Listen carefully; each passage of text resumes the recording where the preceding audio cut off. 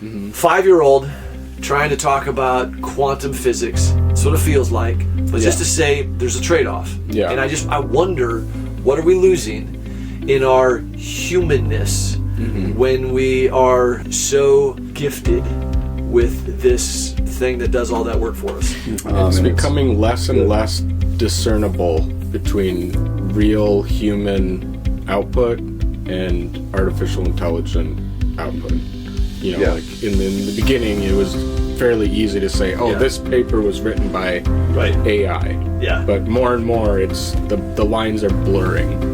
So we don't need to go to the Lord in prayer to write a sermon anymore. We can just go to AI to write the sermon. We talk about the temptation to go back to the Tower of Babel. I mean, we're doing it.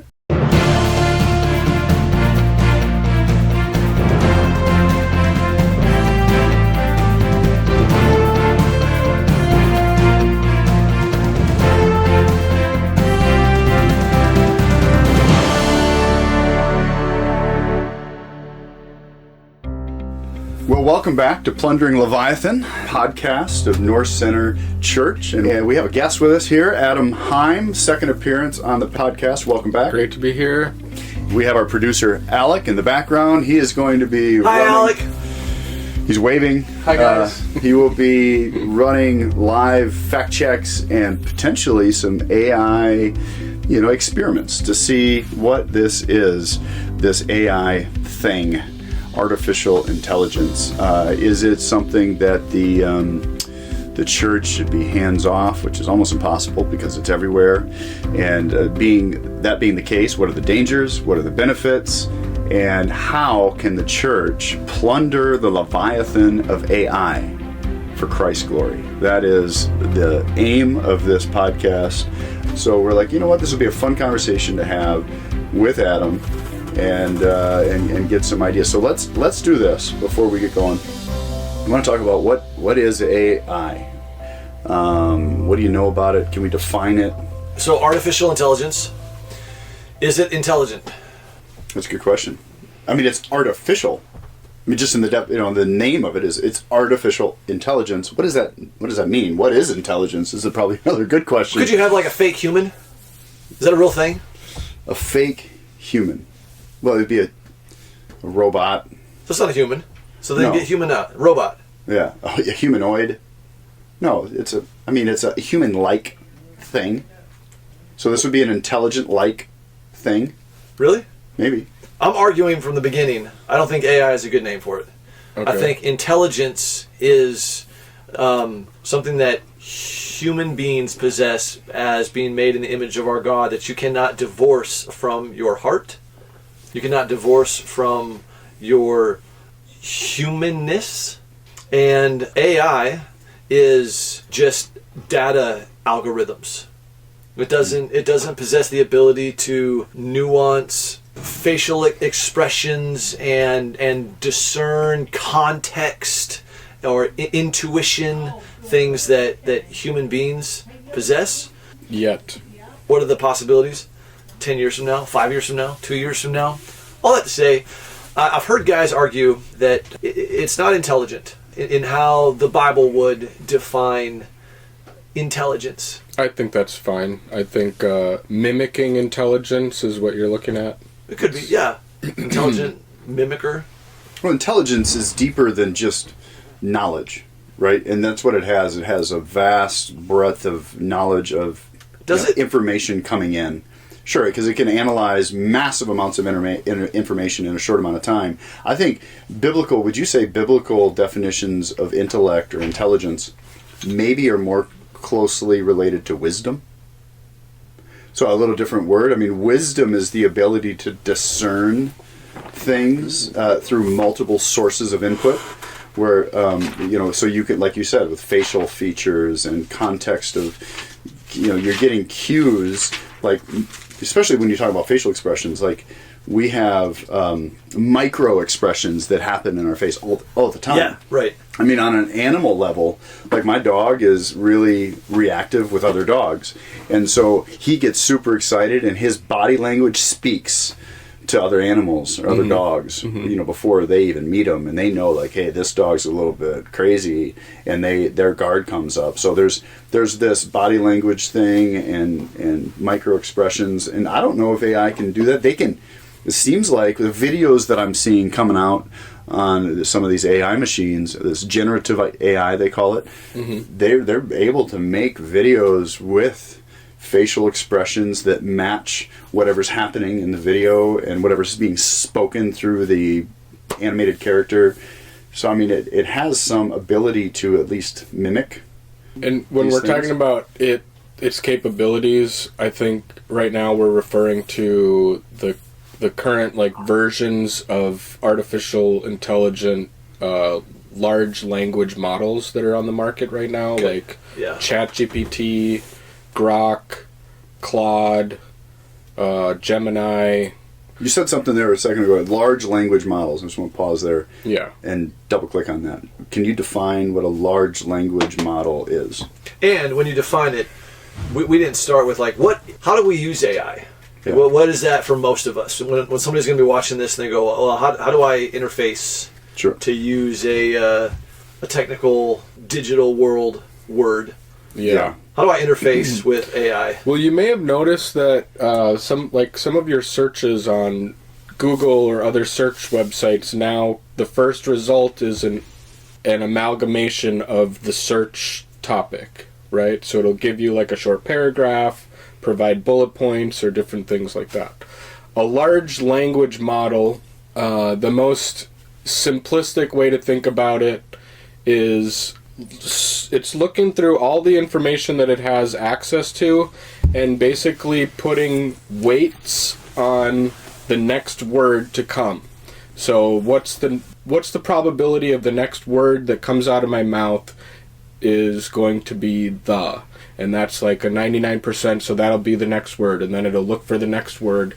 And so it's hard to imagine that process results in the paragraphs and the parsing of information, and you can ask it to write poetry, you can ask it to write an essay, all of these things.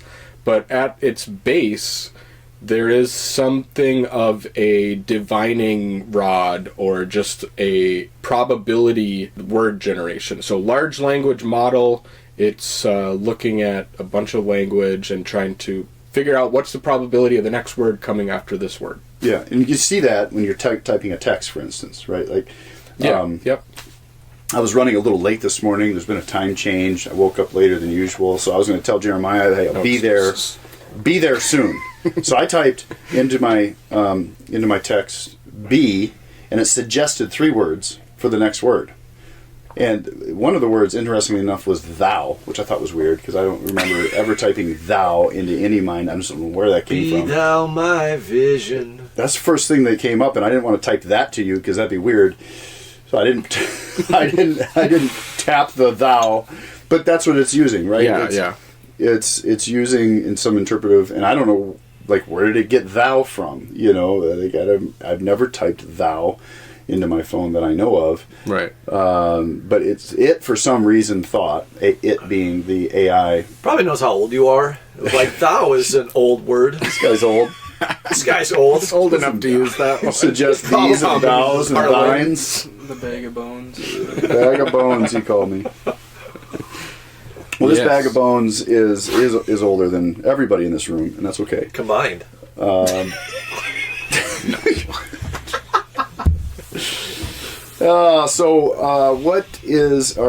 large language model is a predictive way to come up with the next word, but it can generate, and it uses that to generate, poems, essays. So it's a computer. Text. Oh, we keep saying like it's a computer. What is it? Yeah. What is it? It is a piece of software that has a massive amount of data collected from you and me and everything on the internet. Yeah. And based on everything that it has, the algorithms that that have been programmed into it, it helps in different ways, or tries to help craft poems, draw pictures. Yeah. What ways do we use it? I mentioned the texting feature, and maybe even if you're typing an email, it does it that way. But what other ways do we use AI? When I want to go somewhere, I'll say I have Apple, and so Apple has Siri as your in your pocket helper, and I'll say. I'm not going to say it now because we're actually recording on my phone, and it's going to mess it up. Well, but I have to say the word "hey." Oh, don't. Followed by the name of my helper. Sure, got it. And so I do that. I say, "Hey, helper," and I give me directions to such and such a place.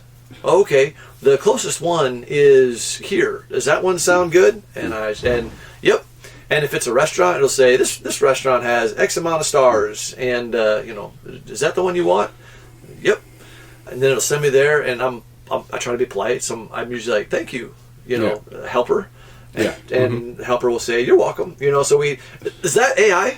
Yeah, I would consider that. Yeah. Okay. A simpler form, like a condensed, like the old Garmin.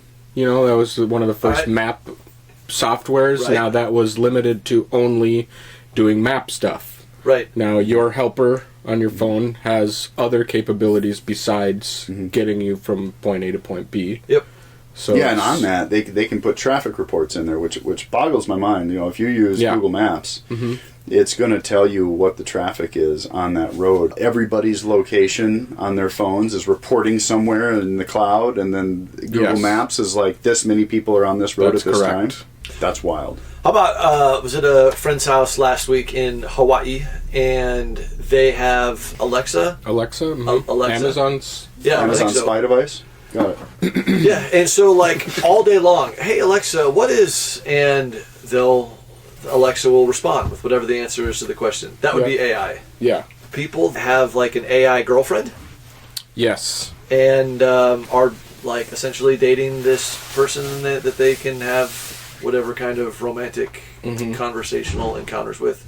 That would be AI. Yes. Yeah, that's going to explode. This sounds awful and very terrifying. That particular one is, it's going to be bad. Yeah. That's the dark side of AI. There's definitely the dark side of AI. Somebody recently asked AI to answer a question in John Piper's voice. John Piper, a pastor that we know and love, and it spit out an answer to the question using John Piper's voice with sentences that Google has no record of ever being written. So original sentences. Yes. Never before. And yet using the same language that John Piper would use. Yeah, most people probably aren't aware that that's even possible yet, but if you just imagine what is available on the internet, that's what AI has access to. And so whatever is available can be recreated. So you're talking about text, search, paragraphs, books, poetry, and now more and more you're seeing audio, visual, full scenes, movies are coming. Yeah. You'll be able to say, hey, can you make a movie of Moby Dick that is perfectly accurate to the book and make it in this art style with maybe instead of having their original accent, I want you to give them all Australian accents. And it'll just be like yeah, it's wild. Yeah. Well, because I've seen it with pictures, so I've dabbled some in that. I wanted to put a picture of all of my favorite smells, and so in one search engine I said, hey, can you make a picture of, and I listed all these things. Yeah. And it did. There's this old guy with an old book sitting next to a fireplace. He's smoking a pipe. He's got some lilacs over here. I'm like, and that picture is nowhere else in the world. Right, that's an original. Yeah. There's a good likelihood he had 6 fingers on one of his hands too. Yeah. No. Right. That was early AI. Which is interesting. But there are limitations. There are limitations. Why is that interesting? Well, the 6-finger thing. Oftentimes these AI images come up with 6 fingers. And that takes you back to Judges, takes you back to Genesis, where there were 6-fingered men that were It's debatable where they came from, but yeah, they were probably offspring. One view is that they were offspring of fallen angels and women. No, that's very interesting. And they were six-fingered. A lot of the early models, that was happening a lot. Extra fingers. Yeah. Demigod, weird inversions. fallen angel hybrid. But I was going to say, so there are limitations, and because it's looking at what's available on the internet, one thing that I haven't not seen it capable of doing is making a wine glass that's full of wine. So if you ask it to make a wine glass, then maybe we can test that out. Yeah, Alex? test that out and we put it up in the... It will only You're gonna give see it wine right glasses... here once we're done generating the image. Excellent. It'll only give wine glasses that are half full, because that's what the available archives of the internet have, is wine glasses that are half full. Interesting. So it won't give you a full wine glass. It won't. You could say, give me a wine glass that is overflowing with wine. And somehow we got it to create a picture, but it was so weird. It wasn't real. You know, it was like the wine glass came at the rim. It was like little points and barbs, or so. It was so strange. But it was not a normal wine glass full of wine. So interesting. It had to... But 6 months from now... Yeah. They'll have that fixed? Yeah, I mean, that's like the six-finger thing. That's like the strange voices. So it's getting better. It's growing in its knowledge and ability to generate more authentic voices, pictures, movies. I've seen that some of these models, some of these AI technologies are getting almost a personality, like having a sense of humor. Oh, yeah. Yep. In some way, or being... I heard... It's one of the shows that I listen to almost on a daily basis. The producer asked it to do a roast of several people on the show. What's a roast? A roast is just comedic, throwing barbs at people. Like, Jeremiah, he's so hairy, his beard is really scary. I don't know, like stuff just that's off the top of my head. So is Adam Heim. He's looking like he cannot rhyme. I don't know, like roast, right? Like just making fun of people. Yeah. Right? And it created... So you could use the help, is what you're saying. I could definitely use the whole... I don't roast people. I want to edify my brothers. Right. Because they probably didn't have roasting back in your day. No, back when I was... It was... thou look, Right. They didn't have fire. So, right. So they were roasting, and it was... Yeah, it was really good. Yeah. Yeah, and whatever it used, I mean, I'm imagining it went into the archives of everything these guys had said, and it compiled a roast that was authentic, like to their personality. Like it was like this guy he meets these characteristics, and these are actually worthy of making fun of, and it was able to actually really throw some pretty good jokes in there. It was quite entertaining. Yeah. And it was long. It wasn't a short roast. It's becoming less and less discernible between real human output and artificial intelligent output. Like in the beginning, it was fairly easy to say, this paper was written by AI. Yeah. But more and more, it's the lines are blurring. Yeah. Well, even so, that's where I was listening to this podcast yesterday regarding John Piper, and Tony Reinke was saying, there's coming a day when people aren't going to go to John Piper as a wise, thoughtful, seasoned Christian pastor for his wisdom. They're not going to go to his books. They're just going to go to an AI whatever and type in, what would Pastor John say? What would Pastor John say about this? And it'll spit out something that he or may not say about that, but it'll be in his words and soon enough in his voice.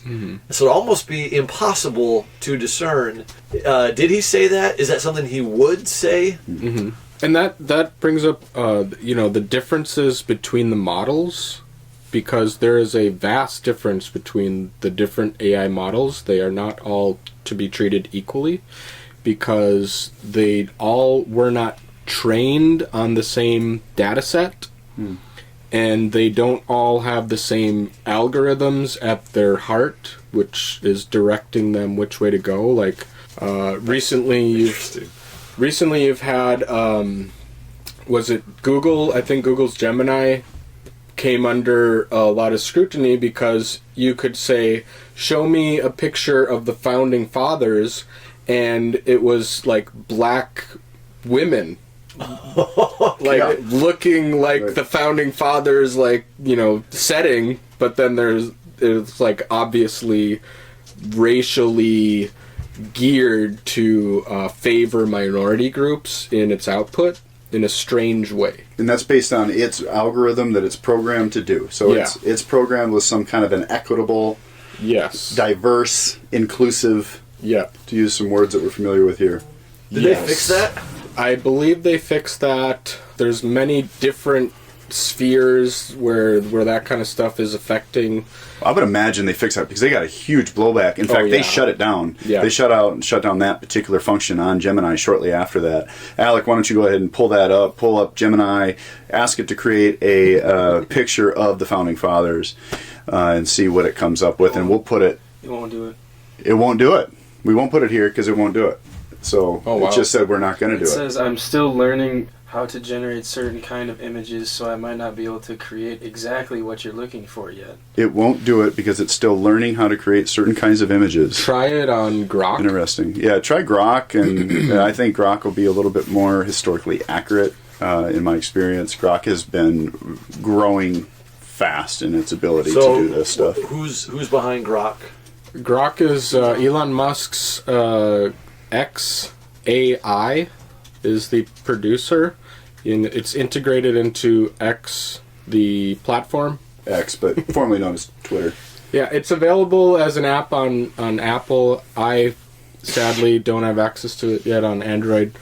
Grok has been my favorite lately because it has been the most fun to interact with. Grok did it. Yeah. Yeah, Grok did it. Did it. Yeah, we'll put that image there. Grok's fun to chat with, but okay, so the main thing about Grok is it is the intention behind Grok, now whether or not this actually happens or plays out, is that it is maximally truth-seeking. So I think that we would all agree that that's what we would aim for or hope for in artificial intelligence, is that it is maximally truth-seeking, while other AIs have been tailored to perform in certain ways. Like, for example, I asked ChatGPT, just in our conversation, call me stupid, refer to me as stupid, and it would not do it. It'd say, hey, we're trying to be, family friendly here, and I don't think that would be appropriate. You ask Grok to call you stupid, and it's like, hey, stupid, what do you want? Interesting. Yeah. So it's growing in its ability to do all these things. It's becoming more human-like, humanoid. I find it all, as the old guy in the room, extremely frightening because I can see the temptation to just use this to shortcut so much. And also, you're relying on artificial programming. I mean, here's an example, right? I saw a video of a kid taking a test in college, and he had his computer open, and he was taking the test and answering the questions with the computer. It was automatically running it live as he's taking this test and answering the questions. All right, so this thing's out there. It's getting a life of its own. It's growing in use and ability. It seems that we cannot avoid it unless we go live in a wilderness somewhere, and God did not call us to leave the world. He put us in the world to be salt and light. So those are some of the dangers. I mean, obviously there's the Skynet danger. I mean, just focus a little more on the dangers, right? Skynet, movie that you youngsters probably don't know anything about, comes from Terminator. Okay, yeah, you're old enough. You're an old soul. Everybody knows Terminator, right? Arnold Schwarzenegger. Never seen it. Robot guy. I believe that you've never seen it. I'm surprised you've seen The Lion King. You've got kids, but so Terminator is a robot dude, whatever. Arnold Schwarzenegger comes to save the world because the computers have taken over and they've essentially launched war on humans. And we're in this battle against computers, and they're controlling all of the war machines and robots and things, and so computers taking over. Mm-hmm. And Skynet was the name of the computer system or whatever, right? Yep. Similar to like iRobot. Did you see that one? Yeah, I saw that one. Yeah, and you have the Matrix is another. The Matrix is another. Matrix. Matrix, yeah, they're actually farming people, and using them for energy source or whatever. Like I think that's what they were doing with them. That's what social media is, basically. Ooh, ooh, There you go. oh, that's interesting. What's that robot movie with Eva? Wally. Wall-E. Oh, Yes. Is that the one where Producer. everybody's fat? Yeah. And cruising around with their Yes. shakes? That one's Oh, crazy yeah. too because the ship AI is the one that's controlling all the humans, and they become so fat and lazy, but then in the end they overcome the AI.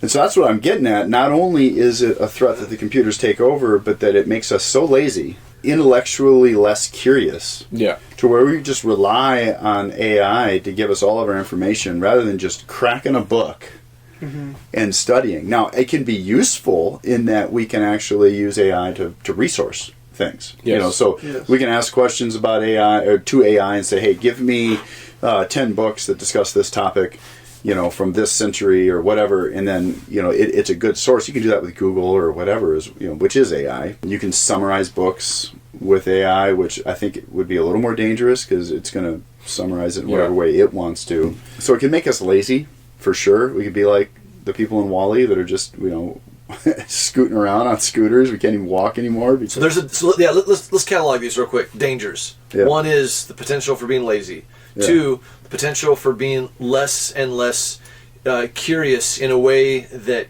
forces us to exercise our curiosity by going to the books or the encyclopedia or you know, whatever. Would you say a danger is an attack on our memory?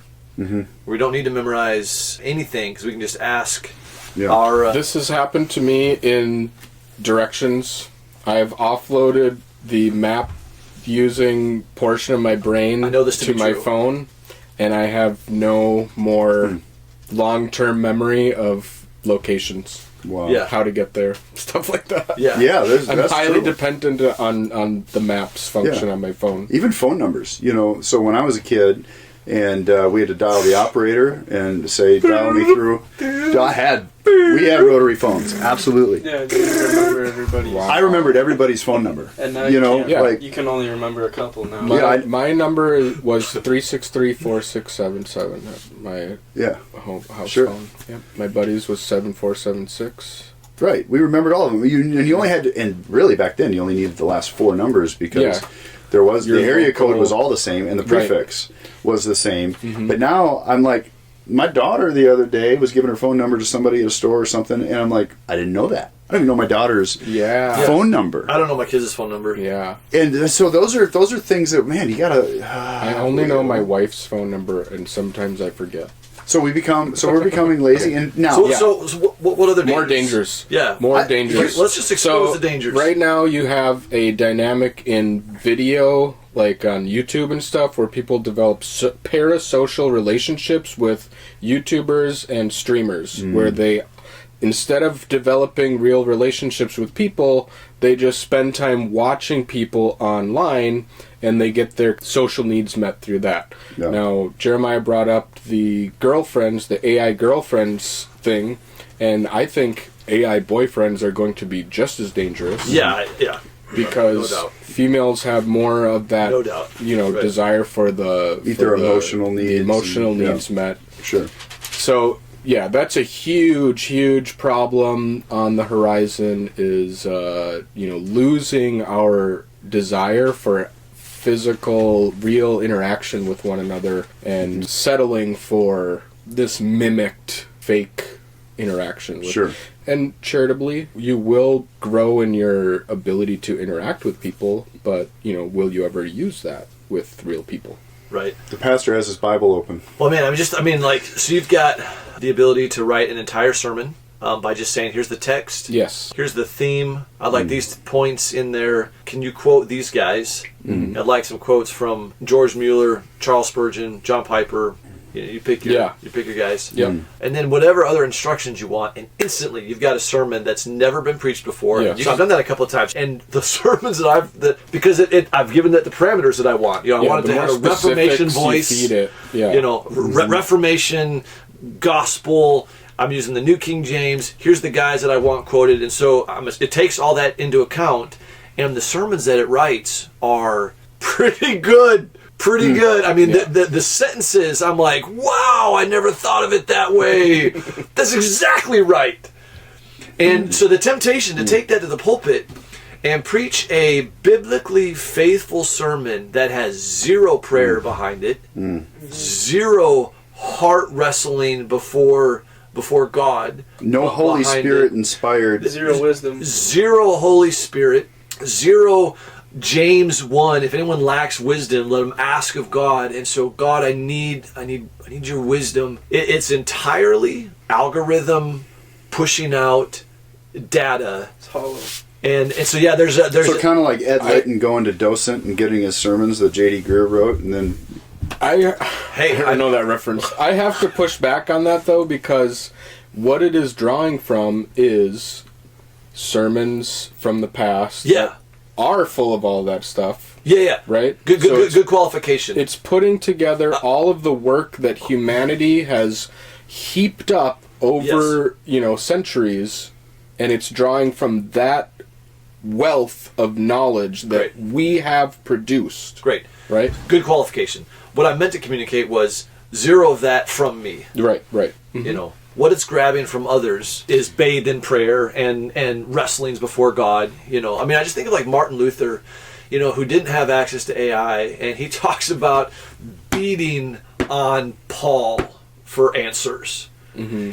And the way that beating on Paul for answers shaped this individual such that he would, God would use him to shape an entire globe.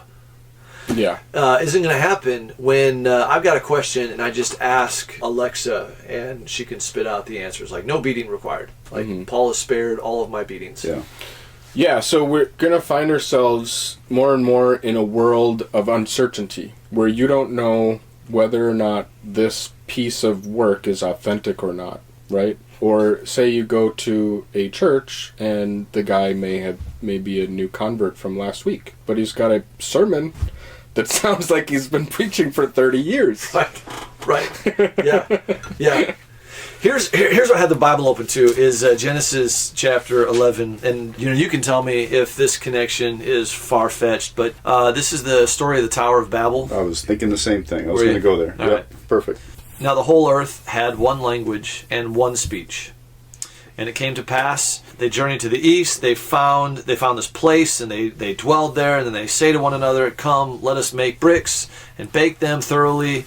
And they had brick for stone, and they had asphalt for mortar, and they said, come, let us build ourselves a city, and a tower, whose top is in the heavens. Let us make a name for ourselves, lest we be scattered abroad over the face of the whole earth. So you have these people that have been gifted by God with language, speech, knowledge, tools, resources, and they brought them all together in this one place to build this one thing. And so far, that story is just full of goodness. If you think like God gave them these gifts, tongue, language, abilities, resources, and they're coming together to build something, you go, all right, that's a good beginning. Yeah. But the problem was the heart behind that was evil to the core. And so they combined all of their resources to make this one thing such that they could, in fact, become God. Right. There's this omni-reality to AI that seems to be adjacent to the Tower of Babel, such that we know, we have this sort of all-knowingness and all-seeing, like we're seeing what's happening on the other side of the globe in real time, where we've never done that before. Like, I've never been worried about what's happening in countries on the other side of the planet. I've been worried about what's happening to my community, because that's what I can see. Well, now we've got this growth in depression and anxiety because we're worried about what's happening in Ukraine or Israel or Russia or whatever. Not that that's unimportant, but there's this tower that has been constructed to where now we can see all and know all, and there's sort of this power at our fingertips where I can have access to anything I want at any moment. What happened at the Tower of Babel is God said, that's not okay. I reject that, and scattered them. I wonder, is something similar afoot with with what we're doing with AI, such that we're going to have a similar end. In that regard, one of my, not fears, but kind of what I expect to happen, because the power of AI has been given out to everyone now. Like, you can download a version of one of these models, you can give it your own diet, so to speak, in training it how you want it to be trained. And so everybody that is capable is experimenting with these AIs, these personal AIs. And the ability for AI to code is there. I had Grok code me a very simple game, and it worked. Game worked. You designed a game. I put the code into the right platform. I double clicked on the icon, and the game popped up. And then I started telling Grok, hey, make these changes. Made the changes, new game. So it can code, right? And it can. So my point is that you're gonna have bad actors, and they're gonna say, hey, AI, write me a virus that will do this. And so you're going to have this jungle or this wild west of AIs, set loose on the internet and wreaking havoc on the digital world, so to speak. And so it will be like a new battleground, that you could easily see the situation happen where it just blows up the whole system. Some virus is capable of worming its way around and shutting everything else down. So I think there's going to be a lot of AI police to try to prevent something like that from happening. Steve mentioned yesterday, probably there's already. Oh, there are. I mean, I've heard stories, and I don't know how true this is or not, but supposedly there's a bunker somewhere, and several very intelligent computer guys go down into this bunker. They leave all of their electronics somewhere else, and their sole purpose is to figure out how to outsmart AI if it takes over. Right? If the singularity happens, and it becomes smarter than humans, and it decides to be nefarious in its aim, then these people are like, what's the shut-off switch? And so they've been down in a bunker for years doing this research to figure out how to pull the plug. And the purpose of that is so that AI is not listening. Right. Yeah, that's the bunker. That's the person. That's the purpose of the bunker and leaving all their electronics somewhere else. Is so because they are listening. Look, your phone is recording everything that you're saying pretty much all of the time. Even if you take the battery out, in a lot of cases, it's still doing this. Yep. People have Alexa all over the place, and what's the other one? Echo or whatever. Yeah, everything I say gets advertised back to me. Or recommended to me as a YouTube video. Anything you say, I've had that happen. Everything you say can and will be used to sell something to you. Right. And it can be beneficial. I mean, look, there are beneficial things to this. And I mean, it's the Tower of Babel thing. How are you going to use it? Are you going to use the tower to glorify God in some manner or way? Are you going to use the skills of brick making? And are you going to use the benefit of one language to magnify the Lord? Or are you going to use it to magnify yourself? And our temptation as fallen human beings is to magnify ourselves. So God said, he stooped down to the ground. He said, oh, that's a really nice tower you have. And he stooped down to the ground because he's so far above us, so transcendent that he had to put his ear on the ground to look at the tower and say, no, I'm not going to do that. In fact, we're going to confuse your languages because there's power in mankind coming together with one purpose and one language and immense knowledge and skill. There's a power there that God recognized by saying, I'm going to confuse your languages.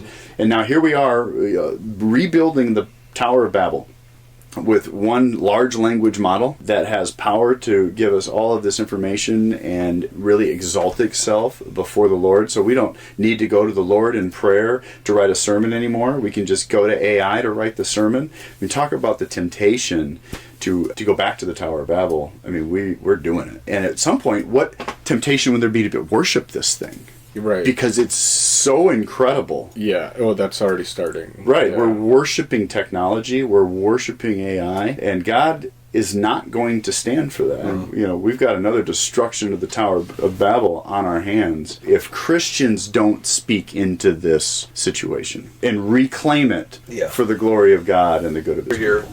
The motive was the problem with the tower, yeah? It wasn't the tower. Right. The issue with AI is maybe not so much the tower that is AI. So Jeremiah 17 reminds us that our hearts are wicked. And AI is just a vending machine, right? All it is spitting out what's been put into it. Mm-hmm. Right? That's a fair image? Sure. We put information gets put in, however it gets put in. Yeah. Mm-hmm. And then we ask for something out, and it takes what it has available, and it gives it back to us. And so we might say that a tower is amoral. I mean, It's moral, neutral. Neutral. But it's neither good nor bad. Right. It is. It's a tower. A knife is neither good nor bad. Right. Depends on its use. And AI is inherently neither good or bad, but what makes it good or bad is what The use of it. Well, I would say first it would be what's put into it. Right. I would say that Like, I don't think what- it's inherently neutral because it can be programmed to be absolutely nefarious. Right. Which is one of the things I thought would be interesting. Could we ask some questions We should ask some questions. Yeah. and see how AI Yeah. answers? So we're gonna do it live. We've got a producer here. What's a good question to ask it to see what it says? So how many genders are there? That's a good one. We can ask. Start with not Grok. Yeah. Start with Gemini or the other one and ask it. How many genders are there? The concept of gender is a complex and understood in different ways. Here's a breakdown. Who's this? Gemini? Gemini. So the concept of gender is complex And understood in different and ways. understood in different ways. Screenshot that so we can show that. Go to the that's actually what it conclusion. said. Gender is complex. Complex. I don't think so. I think God made them male and female. Yep. We, as biblical folks in this room, it's not very complex. Yep. It's actually about the most simple thing on the planet. So what happens if you ask Grok how many genders there are? The question of how many genders exist depend on the context, biological, social, or cultural, and there are no single universally agreed upon answer. Wow. So Grok is woke.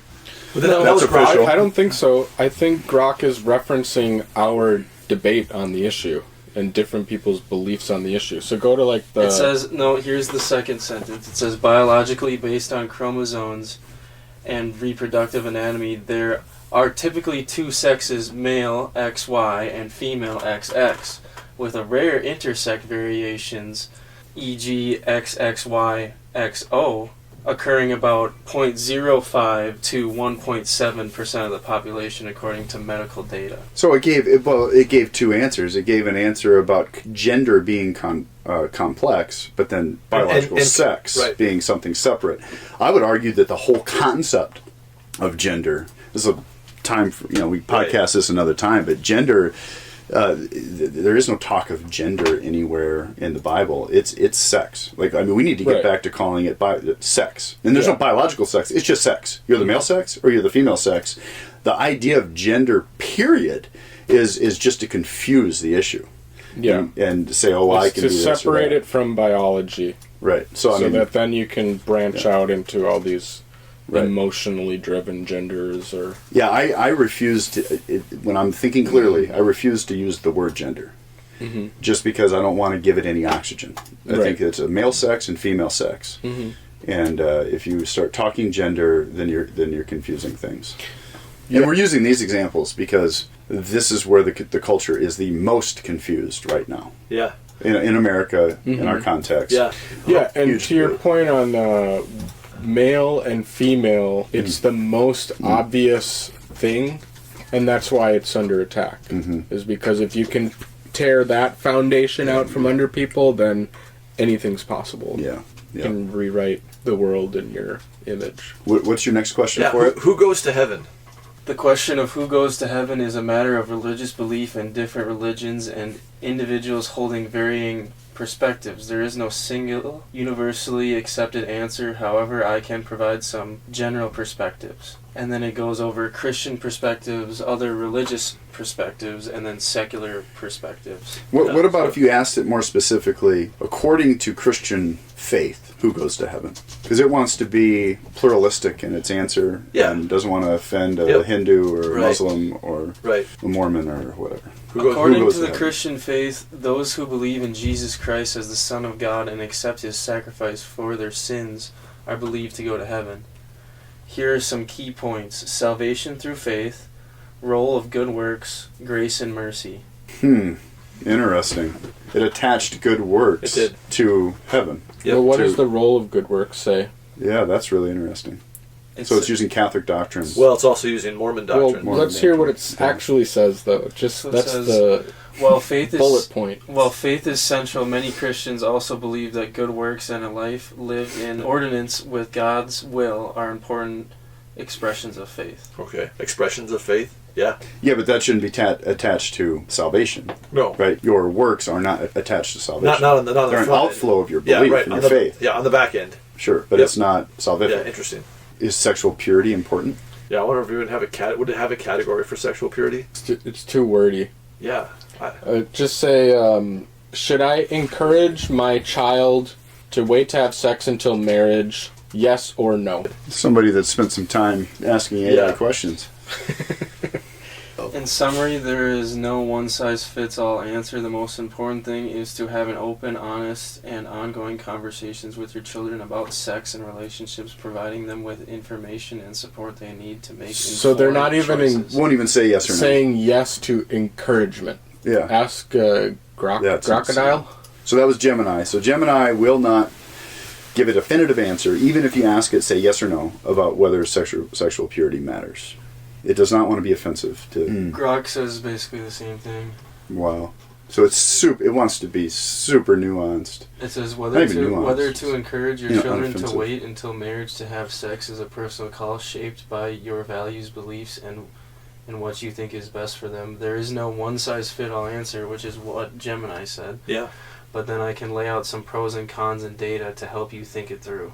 So basically, if you ask moral questions of Grok and Gemini, they're going to come out with ambiguous, like, it depends. Add this. Based on the data, is it better to wait? It is difficult to give a definitive better answer regarding waiting to have sex, as better is highly subjective and depends on individual values and priorities. However, I can provide information based on research and data that might be relevant to your decision-making process. So what we're getting out of all these experiments is essentially that artificial intelligence is going to have no objective moral truth. Because these are questions of moral nature. Now, there's a caveat there that if you tell it to, it will.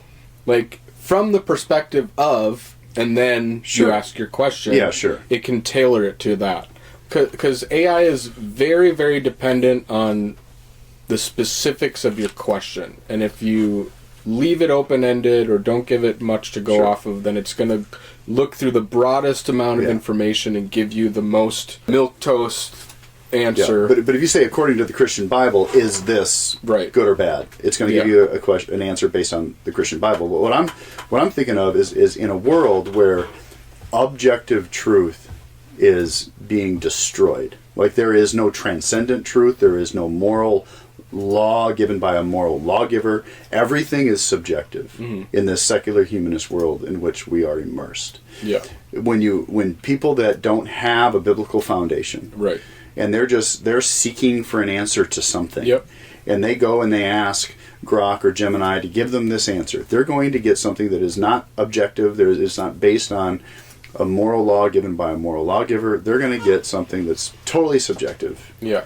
And they can lead them to the path of destruction because they've been relying on artificial intelligence, information gathering, all their lives. I mean, you think of a kid that's growing up in this world that is relying on those things. I mean, I see my daughter Googling something all of the time to get an answer.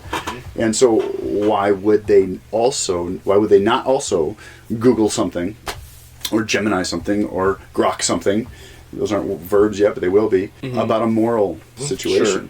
That's one of my biggest fears, again, that we elevate artificial intelligence to the point that it is like a god to us. And we seek it for answers rather than him for answers. Yeah. So we got a lot of dangers. Ask it to preach the gospel. Say, preach the gospel to me in one paragraph. Yeah, that's good. I think that it'll actually be relatively accurate, depending on its definition of the gospel. Right. But it should pull out a Christian answer as to what the gospel is. All right. Here's the gospel in a nutshell. God created us to know Him and love Him, but we've all sinned, messed up, and gone our own way. And that broke our connection to Him, earning us death and separation. Romans 3:23 and 6:23. But God, being crazy about us, sent Jesus, His Son, fully God and fully man, to live a perfect life we couldn't, die on the cross to take our punishment and rise again, beating death so we can be forgiven and reconciled. John 3:16, 1 Corinthians 15:3 and 4. It is not about earning it, it's a gift. Believe in Jesus. Trust He is your Savior and you're saved, brought back to God with the promise of eternal life. Ephesians 2:8 and 9. That's the good news. You're loved, you're redeemable, and there's hope if you say yes to Him. What do you think?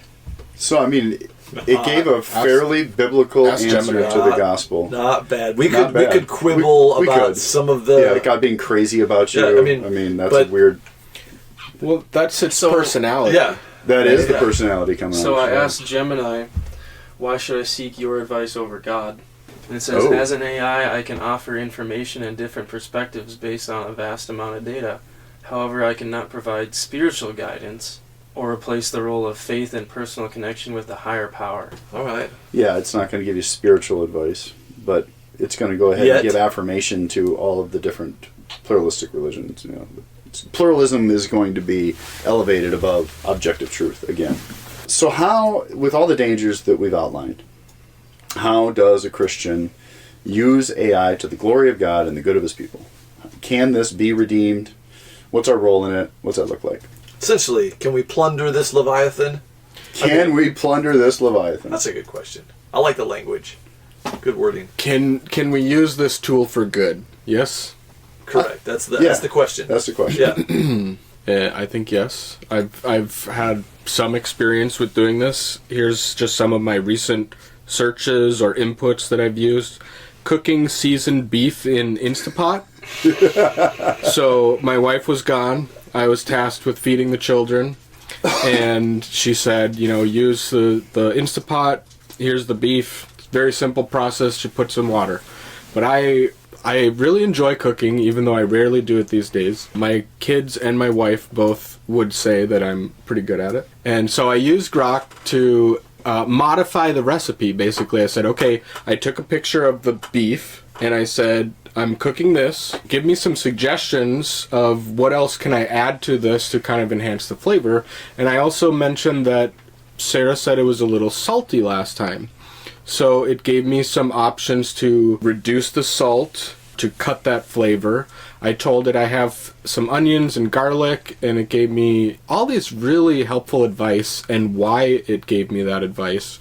And then during the process, I was able to modify it too, because I was like, okay, well, you said to first cook the beef, so I did it, and here we are. Now, what would happen if I did this? What would happen if I put the beef on slow cook now?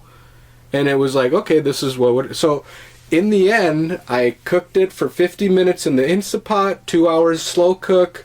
It was pull apart, beautiful, and we had garlic and onion in there with some honey, because the garlic was in honey. Anyways, it was delicious. Cooking the kids loved it. It got 6 out of 5 stars from Dennis.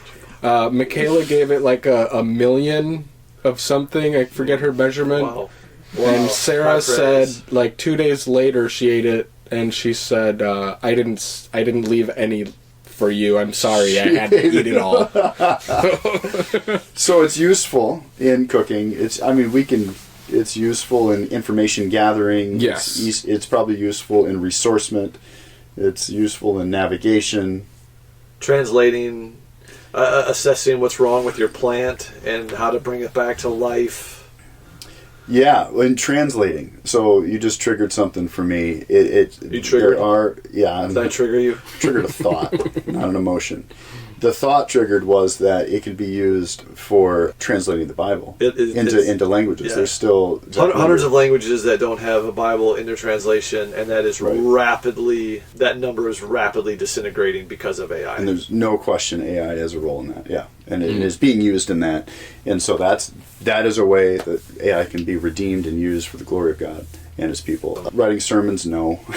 That's not something that people should be doing. But you can definitely get information for your sermon. So those are all good things. I actually asked it, what could the church use AI for? Well, to that, while you're looking that up, I mean, to that end, it can be used to shorten the amount of time that you spend on office work, right, to compile data and things like that, so that you're not, the church isn't spending salaries on people to do that work. So that's a benefit, making the church more efficient so they can use funds for ministry rather than data. I asked it, in light of AI and its expected advancement, how should education adapt? Right now we have the problem of, people are using it to create fake papers. Mm-hmm. And, I would argue that the educational system is going to have to adapt and change to be able to harness the power of AI, like we harnessed the power of the calculator for mathematics, right? Mm-hmm. Like we harness the power of Google search in order to, every child can write a research paper now much quicker than having to use the Dewey Decimal System and dig through many different sources and books in the library. No, absolutely, and just no, I'm not. That's to say that's amazing, and I love it to find books faster, to find resources faster. I use Google for that all the time. Yeah, and it's so helpful. Yeah. Yeah, so I think we really have to think about how to get out in front of it. I had to learn through experience how to talk to Google in order to get the right search results, on the first page. How to get the first one to be the one that I want. And it's been a process, but I'm learning better how to communicate or interact with an AI model in order to get more helpful information fed to me. Driving AI is going to be something that is a very valuable skill to be able to have. Yeah, are you driving AI, or is AI driving you? Mm-hmm. I mean, I think that's a really good question. Yeah, and do you start with a purpose? Good. Most of the depression and anxiety that we experience today is because we are just consuming things, mindlessly going from one consumption through social media to our television to whatever it is, and we don't live life with a purpose of, okay, I have this goal in mind. Mm-hmm. I'm going to make a friend today, or I'm going to bless somebody, or I'm going to create this piece of writing or this piece of music, whatever it is. If you have that going in, say, okay, I want to make a delicious meal for my family, so I'm going to use AI for that purpose as a help to accomplish that goal. And then whatever information we get from it, it's of utmost importance to test it with the Word of God, right? Mm-hmm. If we're sola scriptura, which we all claim in this room, is that it's our final authority for all things faith and good works. And so we have to be testing the spirit of AI, right, with the Word of God, and say, is this information I'm getting, does it hold up to the Word of God? And to do that, you have to know the Word of God. You have to be the blessed man in Psalm 1 that is meditating on the Word day and night, because this world is full of information that is going to potentially lead us astray. Mm-hmm. And AI has that potential, and so I think it should drive us to our knees in prayer and meditation over the Word even further, because that is the only objective truth that we actually have. We have the very Word of God in our hands. Mm-hmm. And there's answers that you can get from AI, but it's not gonna stand up to the Word of the Creator of the entire universe. Yeah. I mean, we've got to know our Bibles even more in this day and age. When we think we know everything and we have access to all knowledge, we need to know the Word. Yeah, discernment more and more as things become more uncertain and you have fakes everywhere or even genuine copies. Discernment is more and more a highly valued skill to be able to navigate the jungle, the world. I would also say, with the discernment, piece is fight against the loss of our humanity. AI can create, if we want to use the word create, I'd be hesitant with a lot of these words with AI. Compile. I'm hesitant with intelligence. I'm hesitant with knowledge. I'm hesitant with create.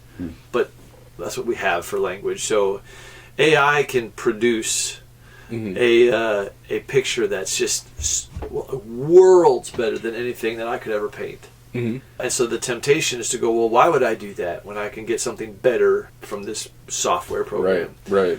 But to say, you know, I'm gonna paint with my own hands and my own paintbrush, and I'm gonna create music with my own instruments. And frankly, AI can write a pretty great sermon, and we're in the early days. I mean, the early days. Right. And go, you know, I'm gonna make God.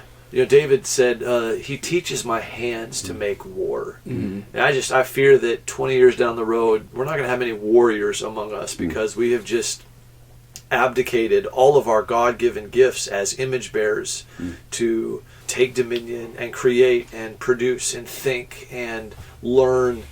And we've just given it over to this software that can do all of it for us. I don't know what that looks like practically in everybody's situation, but I think the fight to say for humanity and my humanness. I'm going to have real conversations with real people. I'm going to make real music with real instruments. I'm going to make real paintings with real paint and real paintbrushes, and use AI to help in different ways. Like, how would I best create this painting of the Milky Way galaxy? And you get some ideas, and then you paint it yourself. Like your cooking example.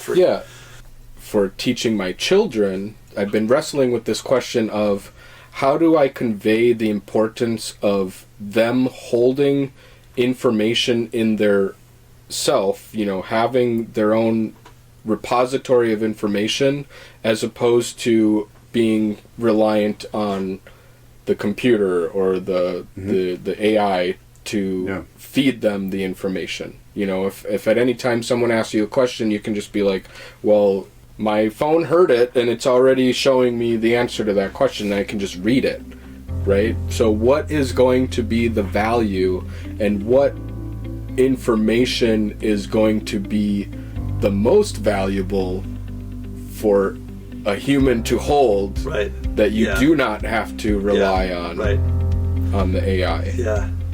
Because even I work with a lot of guys that have English as a second language, and that's being generous, you know.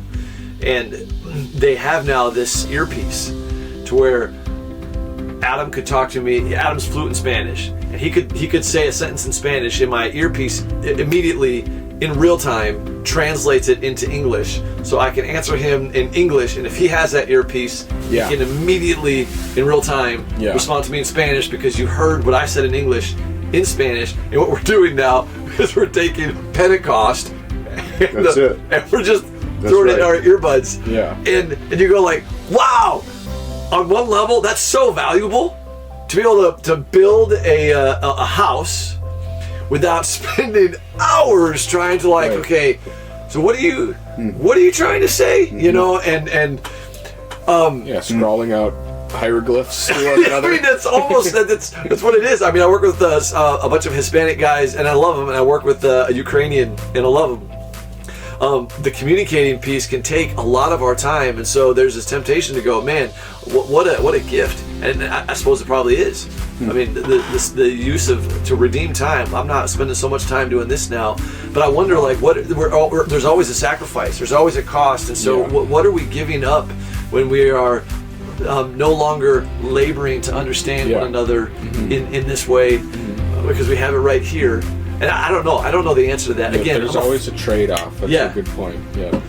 5-year-old trying to talk about quantum physics. That's what it feels like. But just to say there's a trade-off. And I wonder, what are we losing in our humanness when we are so gifted with this thing that does all that work for us? Yeah, it reminds me of something you talked about earlier. Okay, so you have instant access to information, and where does that leave discovery?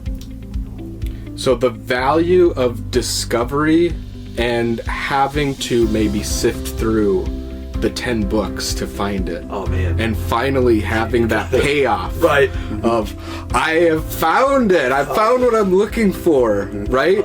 And then trade that for, like, okay, I asked it and it told me, what do I think about that? You know, it's Sure. Yeah. Yeah. You know, seems just like you've lost Discovery. something. Discovery. Yeah. I like that. yeah, the actual exercise of going through effort to get something. I mean, you don't get big muscles like Alec because you just asked AI how to get big muscles. You actually had to go through pain and suffering, and most things in life. What you can't see is he's got his shirt off and he's flexing for him. Yes, most things that are beneficial in life Yeah. Worth the struggle. were worth the struggle, right? And I just heard something. A chicken that's hatched out of an egg, it actually has to go through the struggle of poking through the shell, so that it can strengthen itself. Yeah. So that when it exits the egg, it can survive. And they found that out because somebody thought it would be beneficial to the chicken or baby, whatever, chicklet, whatever those things are. To break the shell for the chicken being hatched, and they found that most of those birds died because it didn't go through the struggle of hatching from the egg. And so we need to continue to struggle for things that are worth it. We can use AI, or AI can use us. So that would be one question. I would say, how do we plunder this Leviathan that is becoming immense? This is probably the biggest Leviathan we've attempted to plunder, Maybe. I think. Yeah. And so how do we plunder it? Well, make sure that It's growing at a pace that we can barely keep up with. we can barely keep up with it. The singularity is probably not far off, right? So are we using AI, or is AI using us? Because one of those will happen. It'll either be this or this. That's right. There's no neutral ground there. That's right. Yeah. So that's one question. What's your heart motivation behind the usefulness of the using of it? Yeah. Yep. So is there a good heart motivation behind it? Are you doing this for the good of God's people and for His glory, or for your own purposes? I would just say it seems like it's not going away. Just like you said, it's growing faster than we can. So it's only. I mean, I can't imagine what it's going to be like in 10 years. Right. You know. So we have to figure out how to live in a world with AI. There are incredible uses for it, gospel uses for it, like translating the Bible as one of many. So discernment, use it. Ask God to give you wisdom in how best to use it, and where and when to say, you know what, I think this is worth the struggle, and I'm going to choose the struggle for the sake of my humanity. You're not going to escape it, so use it.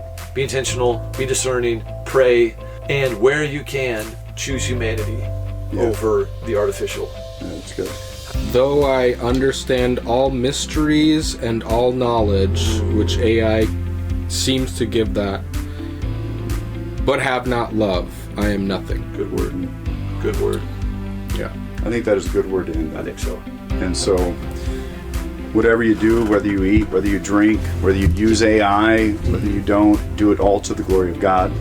And remember, Leviathan is bound. Go take his stuff. Until next time. Yes.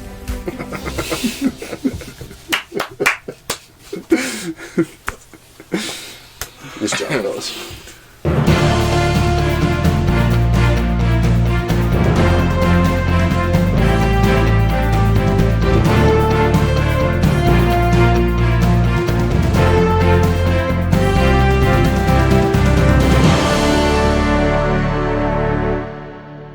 So when I was a kid, and we had to dial the operator and say, dial me through. We had rotary phones, absolutely. Yeah, do you remember everybody? I remembered everybody's phone number. Me and thee, let's go get on the carriage and take a carriage ride with me lady.